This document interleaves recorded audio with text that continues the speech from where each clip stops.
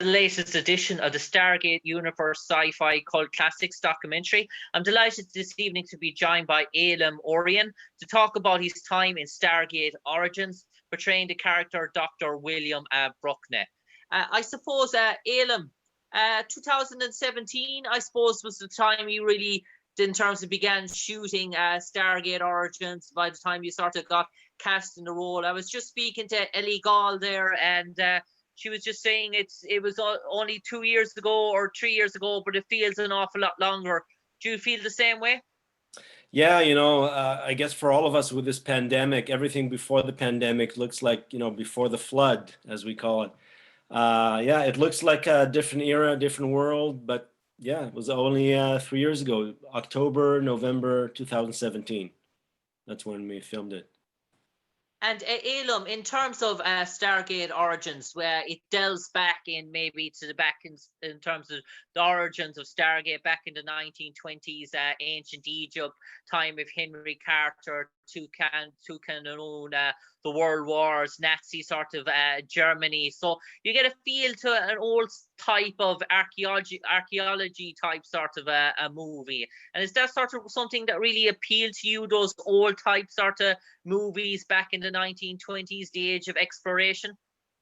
Yeah, I love historical movies, especially from that era. I actually have, I majored in film. I'm a film school graduate. That's how I started my journey.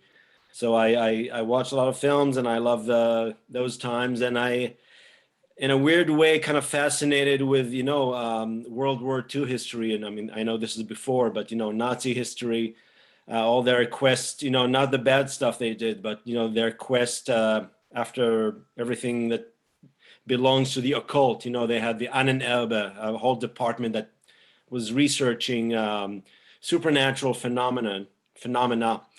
So that's really fascinating. I'm only, when I prepared for the role, I only delved into some of it, but it's a whole world what they were working on.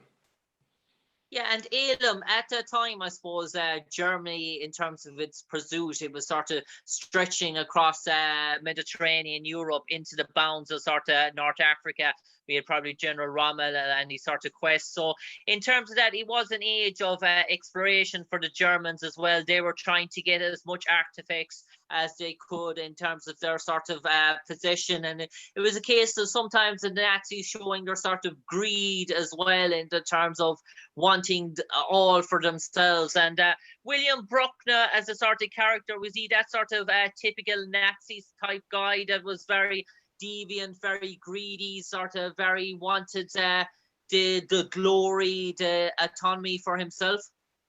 Well, in a way he was. It's funny because originally when I got the role, they told me that the character is based on General Rommel.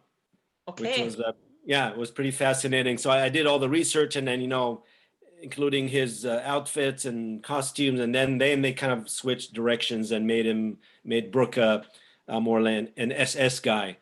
But yeah, Brucke had this or has this side of him. He's a little greedy, finding the secrets of the Stargate and finding what worlds lie beyond, and getting the power, the Nagada, the special power that they had, and bringing it back to Earth for his own sake.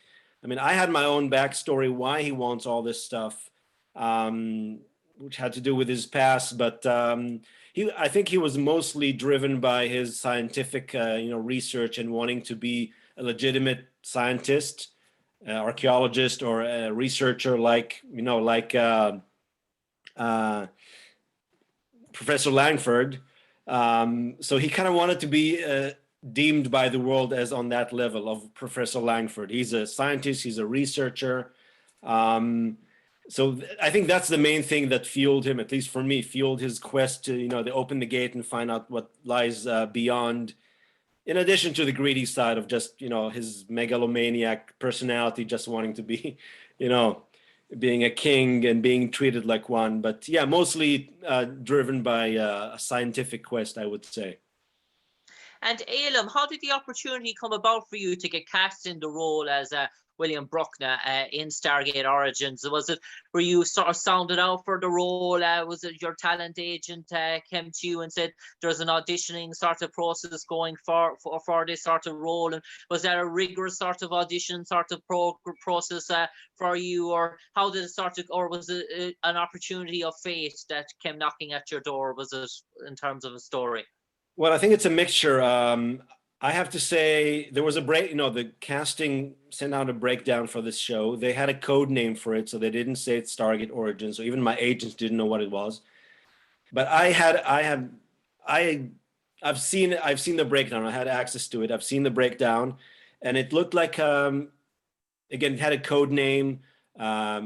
I had no idea it was Stargate, but it looked like a really fascinating story about, Nazis and World War II and archaeology, and again, scientific quest for what lies beyond. So that fascinated me. And I'm Jewish. Have basically pretty much all my family was killed in the Holocaust. So I have, and my family comes from there, from Germany, Poland, Romania, and Ukraine. So I have a weird connection to that era and to, Nazi Germany in a way. Kind of a love-hate connection and fascination with it. So I was just fascinated by the story. So again, it was hidden, nothing in the breakdown said Stargate Origins. So my agents were not even about to submit me because they thought, oh, it's a small project. It's not even worth the money. But I kind of told them, hey, this looks like a really interesting project. Can you submit me for that one? And they did, and I got an audition, and it was a kind of rigorous process of auditioning because the first audition, again, didn't give any clue to what it was. They asked us they gave us a monologue from an American 80s, teen film, kind of a 80s, coming of age film, one of those films, like Breakfast Club or something like that. And they said, do this monologue as a German Nazi. So again, had no idea what the real project is. I did it. I did this. I sent it self-tape with a monologue. Then I got a call back in person, and then I finally started getting the clues. Okay, I'm beginning to sense what it was because they talk about opening the gate and stuff like that in the audition that I did in person. And then I got another call back, and this time it was a screen test so they tested me with a few professional Langfords, a few actors, I think 3 of them. And then they tested me with 3 Evas, my lover / assistant. So that was interesting. We still didn't know what it was, but I think the notion of Stargate was starting to creep in. We realized from the text what we're doing here, but it really didn't kick in. But it was an interesting and kind of grueling, audition process. I tested in one day. I basically did 6 different auditions, and one with each of the professional Langfords and one with each of the Evas. But I have to say, I had a good hunch. I mean, they're all good, right? All great actors, but the ones I felt the best connection with for Langford and for Eva were the ones who got cast. So when I appeared for the week of reading, the table read and the week of rehearsals, I was like, I knew it's going to be you, and I knew it's going to be you. So yeah, that was funny. And Aylam, in terms of, you mentioned there you were beginning to hunch it was sort of Stargate, and obviously it wasn't made aware to you at the sort of time, but does that you always make a connection with Stargate? Does Richard Dean Anderson pop into your head, Christopher Judge, Amanda sort of tapping, and obviously you're thinking, oh, this is a part of a franchise that's been running 25 years, and obviously an actor, you want to get in and part of that gigs and be associated in a franchise like that, because obviously it's got a major pull across not only the US and Canada, but all over the world, as you know yourself, Stargate is shown in so many sort of countries. So does that set the excitement factor when you hear the word Stargate? You just the thoughts of Richard Dean Anderson and all that jump into your head straight away? Excitement, yes, but I have to be honest, not necessarily these names pop into my head, but the original film, because I remember seeing the original film at the time I was in Israel. I remember seeing it in the theater, And I remember, you know, I love the story, I love the film. So I remember James Spader and Kurt Russell and Yeah. Mili Avital. You know, there was an Israeli actress that played the love interest of James Spader, Oh one of the, yes. you know, the tribe people, and she was his love interest. And back in the day, she was considered like she was the Gal Gadot of Israel back in the day, because she was the one and only Israeli actress and made it in Hollywood. And now she was in this film with James Spader and Kurt Russell. So I remember the excitement of seeing her in the cinema back in 95, 80, when was it? 95? 1995. Yeah. Right. So I remember seeing it in the cinema and everybody was rooting for her. Basically, the whole country was like behind her, kind of like what Gal Gadot is now, you know, Wonder Woman. So that was the biggest kind of connection for me, and the main thing that popped into my head when I heard Stargate, like the original film, which I loved so much again, which was such a huge event in Israeli history, so to speak. Yeah, and you mentioned the sort of Stargate, the sort of original sort of movie, and there's certain sort of elements in terms of the original movie that sort of very sort of in touch with your sort of movie as well. There's an awful lot of strong connections. We do see the character Catherine Langford in the original sort of Stargate sort of movie. We don't see the German sort of plot in it, but there's an awful lot of reminiscence in terms of certain aspects that if you saw the Stargate, the first movie, that you can sort of relate to Stargate Origins. Yeah, and you know, I remember on the set, you know, the writers who were with us the whole time were everything, you know, everything we said or before each scene, we're like checking with them. Hey, are you sure this fits the canon? Are you sure this fits the right history? Like everybody was trying to be really careful to make sure that what the story we're telling really fits and there's no discrepancies or problems with the correct chronology and history of, you know, what happened in the franchise. And I remember there were a few times where like, no, for example, Langford can't say that because that we don't know it already. We don't know it yet until the film or until the TV show. So it was complicated. We had to like every, you know, for example, we worked with the script, but there was a lot of line changes that both myself and Connor Trenier, who played Langford, and Ellie Gall, who played Catherine, you know, wanted to do, like all kind of line changes that we wanted to do, you know, better, have a better fit for our characters or better, you know, serve the story. And every little line we had to get approved by the writers and MGM to make sure that it fits, you know, that we're not saying something that wouldn't make sense later on and blah, blah, blah. Yeah. And I suppose Aylam, I spoke to Ellie earlier, and she told me about the sort of three sort of shooting locations that she had in terms of the Burbank studios. But she told me about being shooting 2 days outside in the desert, and that's obviously where the Nazis were sort of brought into it in terms of that sort of storyline. What was that like as an actor for you in terms of that sort of shoot, probably in the sweltering sort of heat, and obviously those sort of uniforms, and obviously a good grasp of the story is obviously the desert, obviously portraying ancient Egypt as we know, sort of stuff like that. Was that a very demanding sort of working day? Well, I'll tell you a secret. I never got to film in the desert.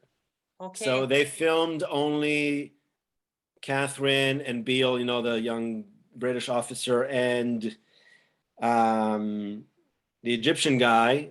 They filmed those scenes out in the desert, and all the scenes that happened in the encampment, you know, of the locals.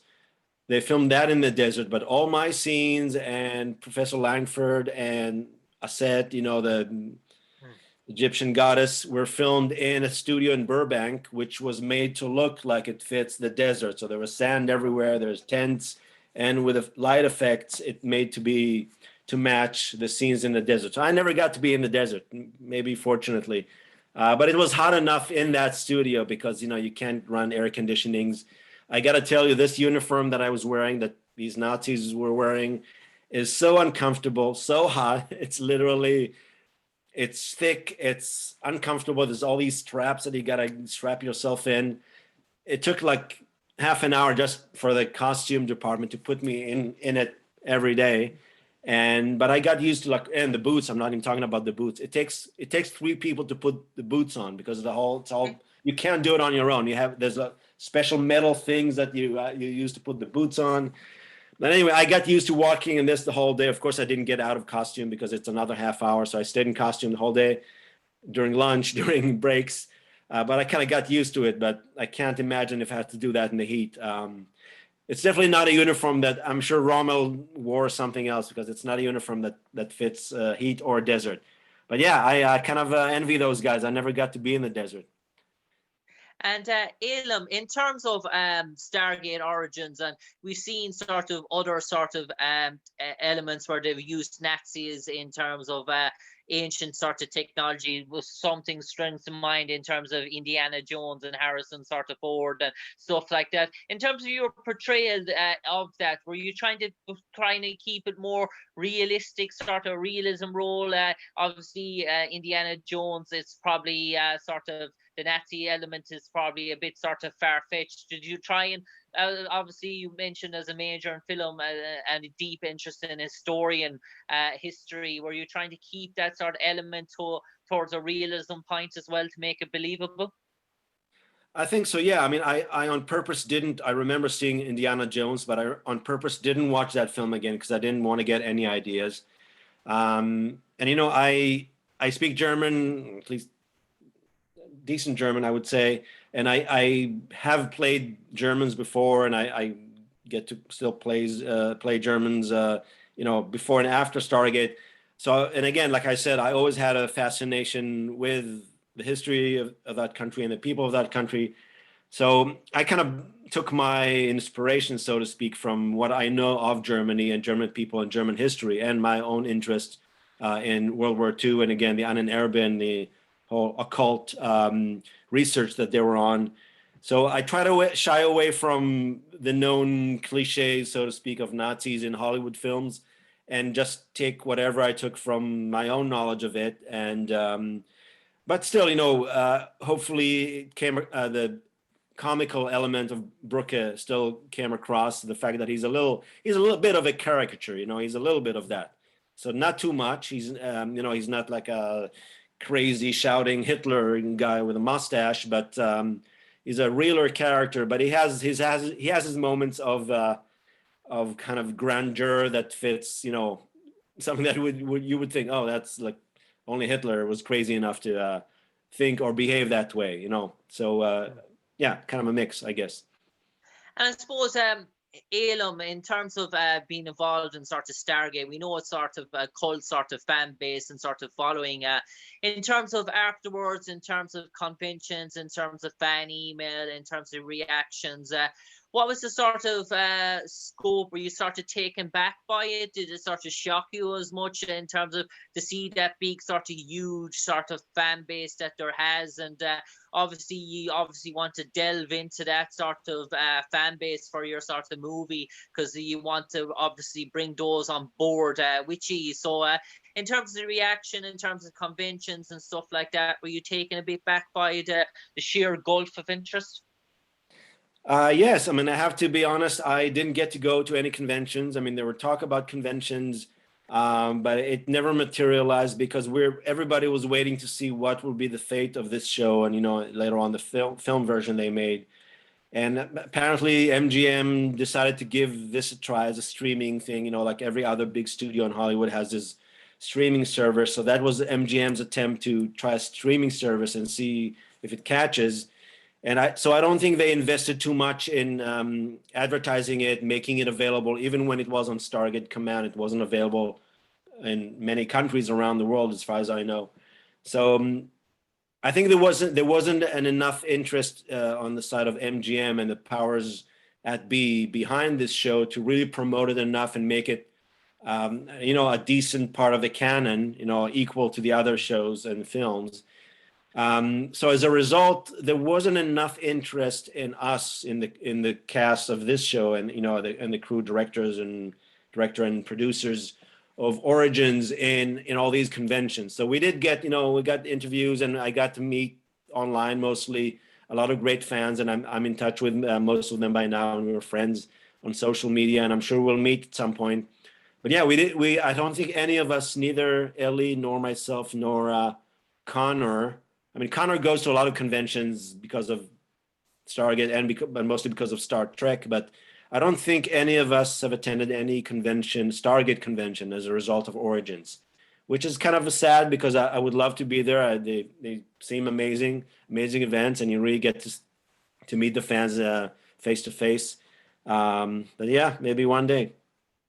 And I suppose, Aylam, I suppose the last question before I let you go, and probably the hardest one to finish off the interview, in terms of, let's say there was an encyclopedia, Stargate sort of encyclopedia, and they put your character, William Brucke, in the encyclopedia. By the way, and William Brucke.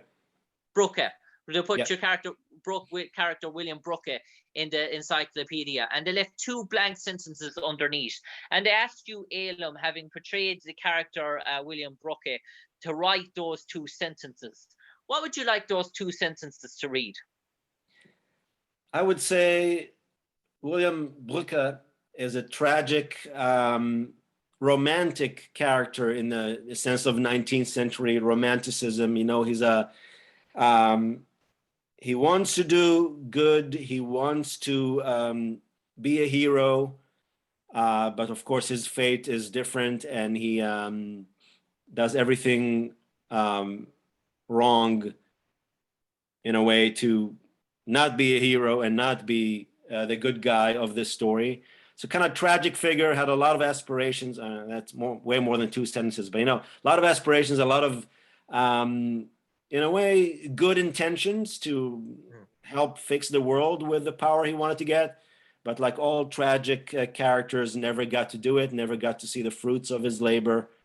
So yeah, I would say tragic character, tragic hero wannabe.